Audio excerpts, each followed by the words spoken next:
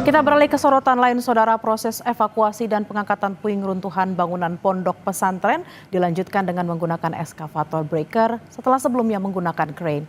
Alat berat ini difokuskan untuk memecah balokan beton besar yang ada di runtuhan.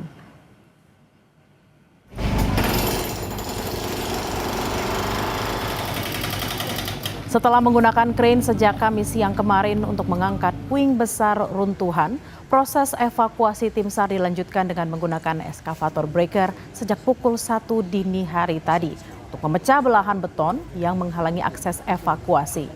Puluhan truk juga disiagakan untuk mengangkut puing runtuhan menjauhi TKP.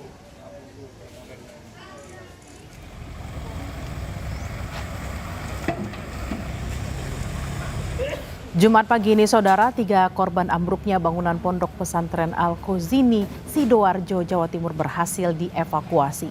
Ketiga korban ditemukan dalam kondisi meninggal dunia. Ketiga korban langsung dibawa ke Rumah Sakit Bayangkara Samsuri Mertoyoso, Surabaya atau Rumah Sakit Bayangkara Polda Jatim untuk diotopsi. Setelah proses identifikasi postmortem selesai, jenazah akan dipindah ke ruang pendingin jenazah menunggu kecocokan data antemortem.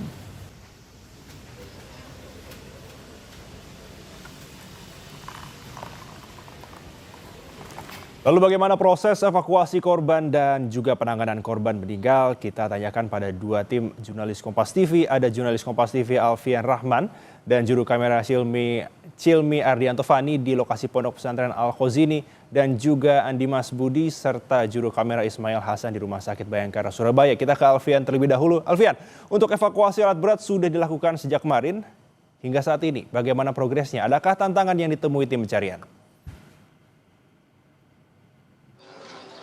Iya, selamat siang Elgi dan juga saudara. Memang proses evakuasi menggunakan alat berat sudah dimulai sejak kemarin sekitar pukul 11:30 waktu Indonesia bagian Barat, dan hingga hari ini hari kelima evakuasi atau pencarian korban di reruntuhan musola Ponpes Al-Khozini masih terus dilakukan dengan menggunakan alat berat. Jika semalam menggunakan crane dari kemarin, maka sekarang dioper alih menggunakan ekskavator grader begitu.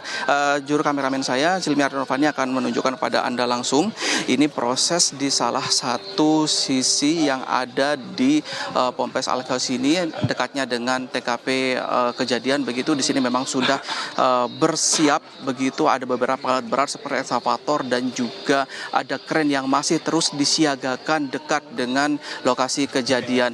Informasi baru yang kami dapatkan, baru saja selesai terjadi konferensi pers. Kami juga menghadiri konferensi pers bersama BNPB begitu, di mana data terbaru pada pagi hari ini sendiri sudah ada 3 orang korban yang tertimbun berhasil dievakuasi dengan status meninggal dunia begitu, dan kemudian langsung dibawa ke Rumah Sakit Bayangkara Surabaya untuk dilakukan identifikasi jenazah lebih lanjut.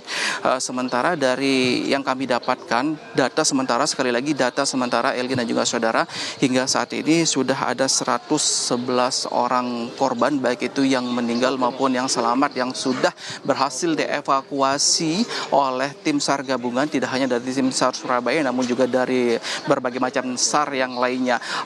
Praktis begitu saudara, begitu praktis ini masih terus berlangsung. Kami juga coba mencari informasi kapan kira-kira target proses evakuasi dari korban-korban yang ada di reruntuhan selesai. Namun dari pihak SAR maupun BNPB belum dapat memastikan target tenggang waktu proses evakuasi, yang dipastikan tim bekerja secara terus-menerus 2x24 jam dengan memanfaatkan seluruh sumber daya, baik itu sumber daya petugas, termasuk juga sumber daya dari fasilitas-fasilitas penunjang untuk proses evakuasi dari korban yang masih tertimbun di bawah reruntuhan. Informasi yang kami dapatkan dari tim SAR Surabaya sendiri memang sudah menerjunkan alat berat breaker begitu yang digunakan untuk chipping material. Chipping material ini sendiri bertujuan untuk memecah beton-beton yang ada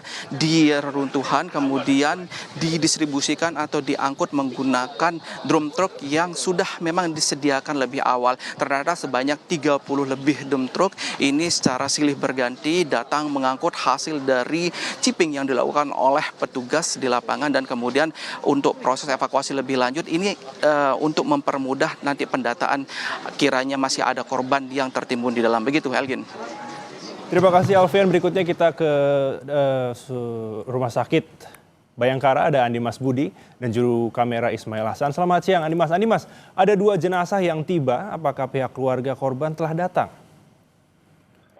Iya, Elgin dan juga saudara, dapat kami update informasi terbaru beberapa saat yang lalu. Satu korban runtuhnya pondok pesantren yang ada di Buduran Sidoarjo berhasil dievakuasi dan dibawa ke Rumah Sakit Bayangkara, Polda Jawa Timur dalam keadaan meninggal dunia. Artinya total dari pagi tadi sampai sekarang saya melaporkan yang sudah dibawa ke Rumah Sakit Bayangkara ada 3 korban dalam kondisi meninggal dunia. Ketiga korban ini nantinya akan menjalani pemeriksaan identifikasi postmortem oleh petugas DVI. Itu untuk keluarga korban baru saja sudah mulai beberapa orang datang dan juga pengurus pondok yang sudah juga datang ke lokasi. Sementara itu memang Polda Jawa Timur ini dipilih untuk postmortem karena tempatnya yang cukup mumpuni dan mampu menampung banyak masyarakat. Baik, Andi Mas, bisa Anda jelaskan kira-kira apa saja berkas yang diperlukan untuk keperluan antemortem? Andi Mas. Iya, Elgin, untuk antemortem memang sudah dilakukan oleh pihak DVI bersamaan dengan adanya laporan kehilangan posko yang sudah dibuka beberapa waktu yang lalu, di mana bagi warga yang merasa kehilangan korban, keluarganya yang menjadi korban untuk segera melaporkan pada waktu itu dan juga menyertakan data pribadi seperti kartu identitas ataupun tanda pengenal identitas, nama lengkap, tanggal lahir, hingga data medis dan juga data lain seperti ciri-ciri yang ada pada tubuh keluarganya yang dilaporkan hilang. Elgin. Baik, terima kasih untuk informasinya Andi Mas Budi dan juga Ismail Hasan. Dan sebelumnya ada Alfian Rahman dan juga Cilmi dari Pondok Pesantren.